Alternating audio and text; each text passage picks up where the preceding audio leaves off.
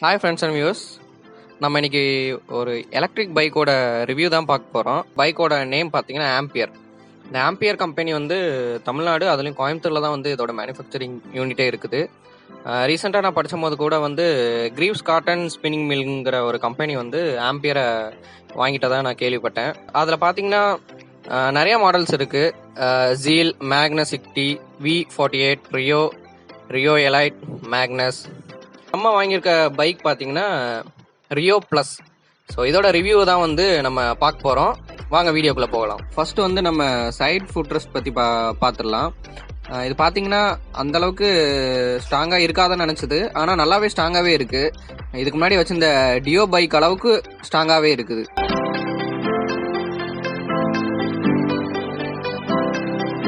Side stand கூட நல்லாவே ஸ்ட்ராங்காகவே இருக்குது, நல்லா வெயிட் தாங்கும்.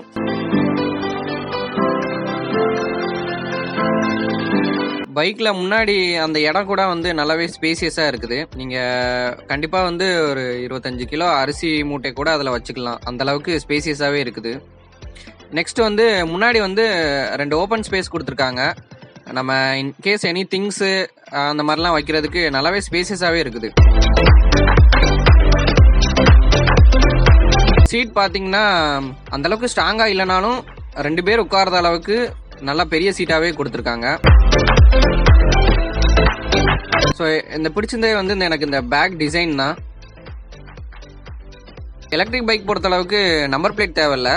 ஸோ அவங்க கம்பெனி சம்பந்தமான டீட்டெயில்ஸ் வந்து நம்பர் பிளேட்டுக்கு பதிலாக அட்டாச் பண்ணியிருக்காங்க.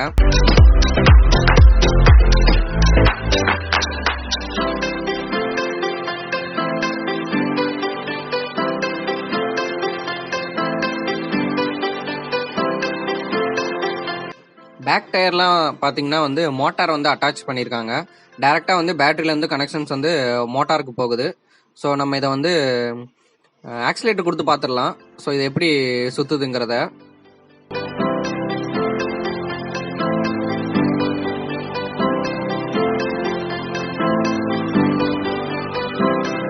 ரெண்டு சைட் மிரர் கூட வந்து பைக்கோட ஃப்ரீயாகவே கொடுத்துருக்காங்க. பைக்கோட டிசைன் அட்டகாசமாக இருக்குது. இண்டிகேட்டரோட டிசைன் வந்து அழகாகவே இருக்குது. இதில் பார்த்தீங்கன்னா வந்து LED லைட்ஸ் தான் யூஸ் பண்ணியிருக்காங்க. நம்ம செக் பண்ணி பார்த்துடலாம்.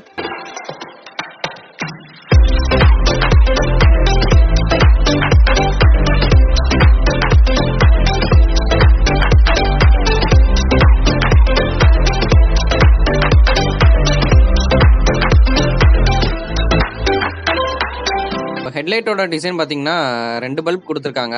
ஒன்று வந்து சாதாரணமான எல்லோ லைட் கொடுத்துருக்காங்க.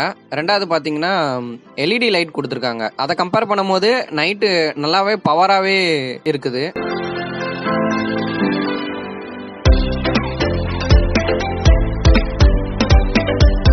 பிரேக் பொறுத்த அளவுக்கு ட்ரம் பிரேக் தான் கொடுத்துருக்காங்க. கம்பேர் பண்ணும்போது அந்த அளவுக்கு பெருசாக பிரேக்கிங் சிஸ்டம் இல்லைனாலுமே ஸோ இந்த வண்டிக்கு இது போதுமானது அப்படிங்கிறது தான் எனக்கு தோணுது.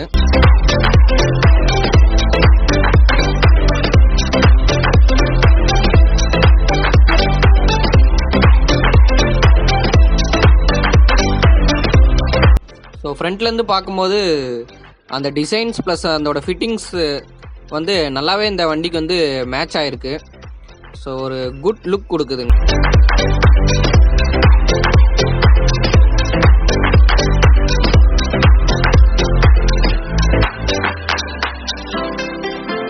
ஓகே, நம்ம வந்து இப்போ சீட்டை ஓப்பன் பண்ணி பார்த்துடலாம்.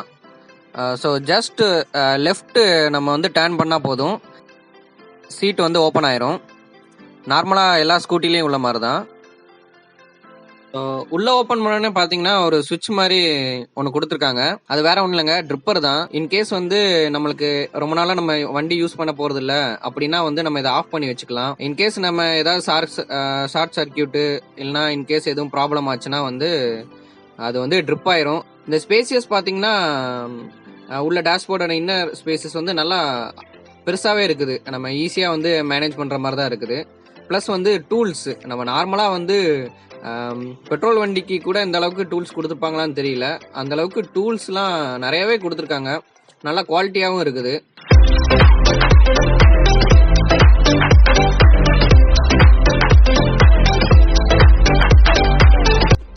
சரி, அப்படியே நம்ம இந்த பேட்ரி கவர் வந்து ஓப்பன் பண்ணி பார்த்துடலாம். ஸோ இது கீழே தான் வந்து பேட்ரி வந்து அட்டாச் பண்ணியிருக்காங்க. ஸோ இதை ஓப்பன் பண்ணிங்கன்னா உங்களுக்கு வந்து உள்ளே வந்து ஒரு 3 பேட்ரி கொடுத்துருக்காங்க. ஸோ இது வந்து ரீப்ளேசபிள். ஒன்ஸ் இதோட லைஃப் சைக்கிள் வந்து 300ன்னு சொல்லியிருக்காங்க. ஸோ அது முடிஞ்சதுக்கப்புறம் வந்து நம்ம பேட்ரி ரீப்ளேஸ் பண்ணுற மாதிரி இருக்கும்.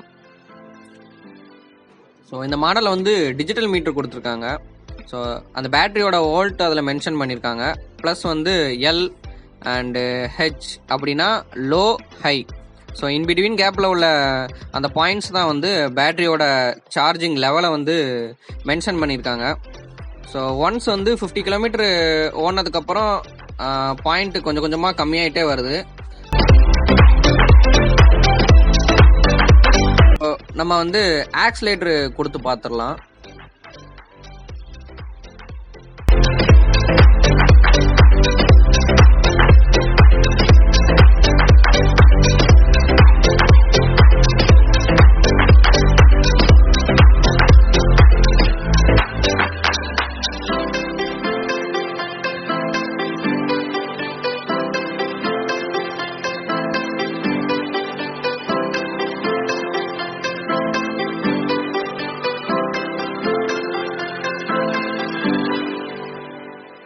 லெஃப்ட் ஹேண்ட் சைடு வந்து டிம் பிரைட் கொடுக்கறதுக்கு சுவிட்ச் கொடுத்துருக்காங்க. Plus indicator left and right, அதை செக் பண்ணி பார்க்கலாம்.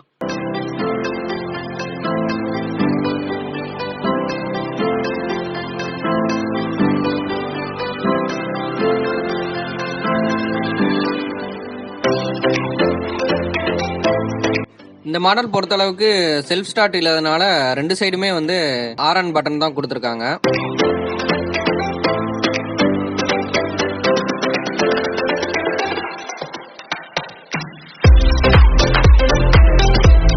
ஓவராலா இந்த பைக்ல எனக்கு ரொம்பவே பிடிச்சது இந்த கீன்னு தான் சொல்லுவேன். கீயோட டிசைன் வந்து ரொம்ப பிடிச்சிருக்கு. அது மட்டும் இல்லாம நல்லாவே ஸ்ட்ராங்காவே இருக்குது. இதுக்கு முன்னாடி டியோ வச்சிருந்தோம். அந்த பைக்கோட கீ கூட இந்த அளவுக்கு ஸ்ட்ராங்கா இல்ல, நல்லாவே ஸ்ட்ராங்காவே இருக்கு. ஒரு காரோட கீ ஃபீல் கொடுக்குது. இதோட சார்ஜ் டைமிங் பாத்தீங்கன்னா 6 to 8 ஹவர்ஸ் ஆகுது ஃபுல் சார்ஜ் ஆகுறதுக்கு. ஒன்ஸ் சார்ஜ் ஃபுல் ஆனதுக்கு அப்புறம் வந்து கிரீன் லைட் பிளிங்க் ஆகும். ஸோ நம்ம டிஸ்கனெக்ட் பண்ணிடலாம். சார்ஜ் போடுறதுக்கு முன்னாடியே நான் வந்து யூனிட் நோட் பண்ணி வச்சிருந்தேன். ஸோ முடிஞ்சதுக்கப்புறம் பார்க்கும்போது 2 யூனிட் ஓடி இருக்குங்க. கிட்டத்தட்ட 2 யூனிட்னா 10 ரூபாய்க்குள்ள தாங்க வரும். அப்படின்னு பார்த்தா 10 ரூபாய்க்குள்ள 50 கிலோமீட்டர் உங்களால போக முடியுது. லாங் டிரைவ் போலாமா அப்படிங்கிற பட்சத்தில் இது கொஞ்சம் கஷ்டம் தான் நினைக்கிறேன். ஆனால் லோக்கலா ஓட்டுறதுக்கு ரொம்பவே வந்து ஒரு எக்கனாமிக் பேக்கேஜான ஒரு வெஹிக்கிள் தான் சொல்லலாம். இதோட பிரைஸ் வந்து கிட்டத்தட்ட 46 to 47,000 சொல்றாங்க. ஸோ அதுக்கான ஒர்த்து வந்து இந்த பைக்ல கண்டிப்பா இருக்குங்க. பேட்டரியை பத்தி சொல்லணும்னா பேட்டரியோட லைஃப் சைக்கிள் வந்து 300ங்க. இந்த மாடல் வந்து 300. பேட்டரி வந்து லெட் ஆசிட். ஸோ அதனால லைஃப் சைக்கிள் வந்து கம்மியா இருக்குது. இதுக்கு அடுத்த மாடல் பாத்தீங்கன்னா லித்தியம் அயான். ஸோ அதோட லைஃப் சைக்கிள் வந்து 650. ஸோ அதோட ரேட் வந்து அரௌண்ட் வந்து 60,000 சொல்றாங்க. இந்த பைக்கோட ரேட் வந்து 46 to 47 அந்த ரேஞ்சுக்குள்ள தான் இருக்குது. ஸோ அந்த ரேஞ்சுக்குள்ள இது கண்டிப்பா ஒரு ஒர்த்தான வெஹிக்கிள் தான் சொல்லலாம். ஒன்ஸ் அதோட லைஃப் சைக்கிள் வந்து முடிஞ்சிச்சுன்னா நீங்க கண்டிப்பா வந்து பேட்டரியை ரீப்ளேஸ் பண்ண வேண்டியிருக்கும். ஸோ அந்த பேட்டரியோட ரீப்ளேசிங் காஸ்ட் வந்து 9 to 10,000ங்கிற மாதிரி சொன்னாங்க. ஸோ அது எனக்கு என்னமோ அது பெருசா தெரியல.